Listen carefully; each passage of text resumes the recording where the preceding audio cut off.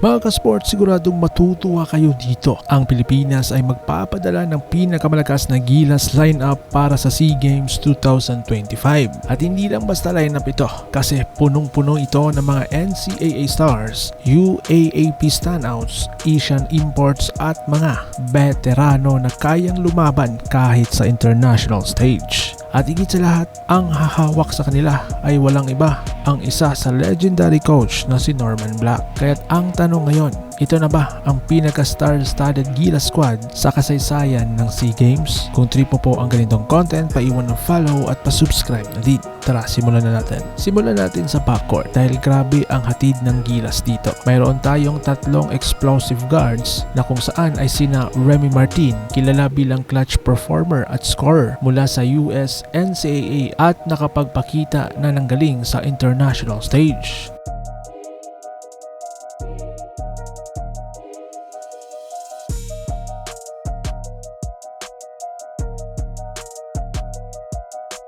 Sunod si Boggy Ellis, isa pang guard na may kombinasyon ng bilis, shooting at playmaking.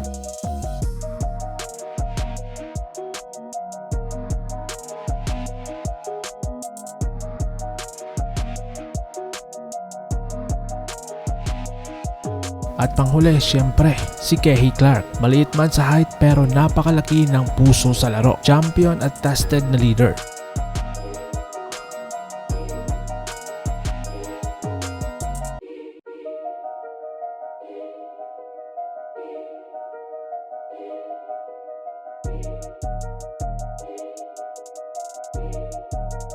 Kung totoosin mga ka-sports, kahit sino sa tatlong ito pwedeng maging starting point guard ng Gilas. Diba? Gang grabe. Sunod naman mga ka-sports ang mga UAAP Rising Stars. Syempre, hindi rin mawawala ang mga homegrown stars mula sa UAAP na kung saan sina Mike Phillips ng Lasal na kilala sa kanyang hustle at depensa sa ilalim ng ring.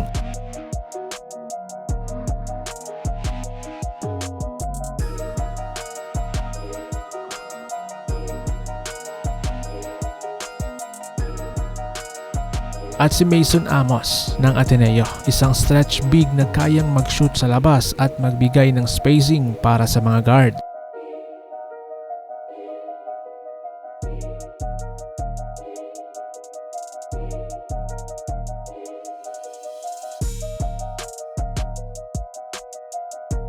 Itong dalawang batang players mga ka-sports na siguradong future ng Gilas. Pero hindi lang puro bata ang lineup na ito mga ka-sports. Mayroon din tayong mga veterano tulad ni na Juan at Javi Gomez Diliano na sanay sa international tournaments.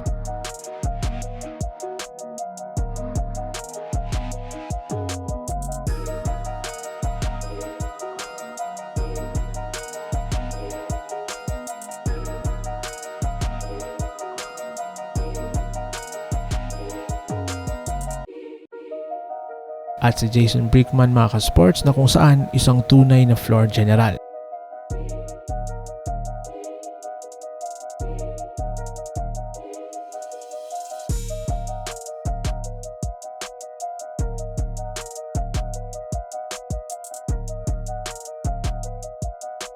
Alam nyo ba, si Brickman ay isa sa pinakamahusay na playmakers na nakita natin sa Asia, kaya't siguradong magiging glugay ang player na ito ng Gilas this coming SEA Games. Dagdag pa natin ang mga international based players natin. Sa Korea, nandyan si Kevin Kiambao na kasulukuyang pinakamalaking rising star ng Gilas ngayon.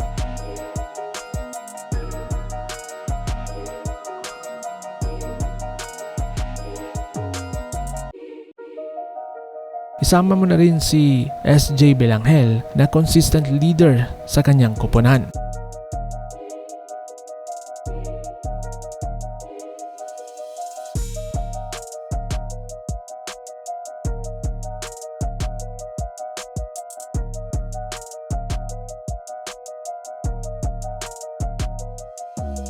Mayroon din tayong bagong Gilas na na-approve as a local na si Quentin Melara Brown, isang 6'10" big man na siguradong magdadala ng height at depensa sa ilalim.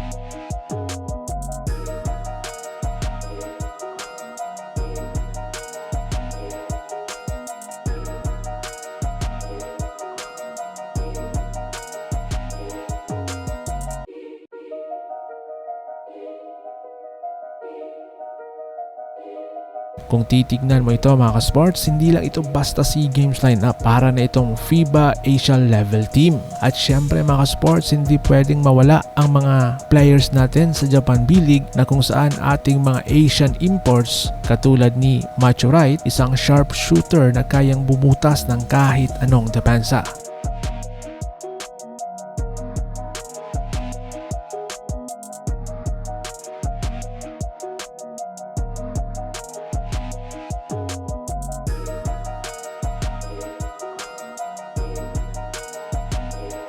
Sama mo na rin si Ray Parks na hindi lang scorer kundi isang versatile defender din. Fun fact mga ka-sports, si Ray Park ay godson ni Coach Norman Black, kaya siguradong may special na chemistry sila dito sa team.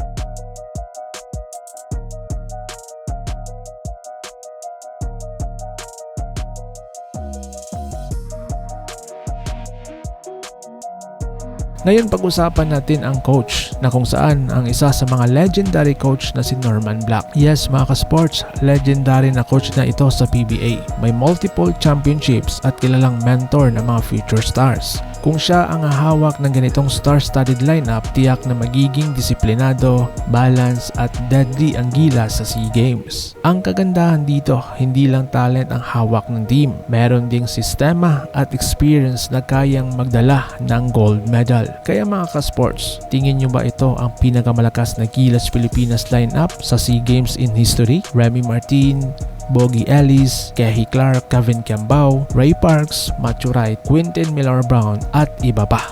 Nako, kompleto. Mga ka-sports, i-comment nyo kung sino sa mga players na ito ang pinaka-excited kayong mapanood. Kung meron kang idagdag, i-comment mo din sa baba. Respetuhin po natin yan. Siyempre, huwag kalimutang i-like ang video nito, mag-subscribe at i-share sa kapwa fans ng Gilas Pilipinas. Kaya mga ka-sports, ang tanong, SEA Games gold medal ba? Handa na ba tayo? So paano? Ingat po kayo.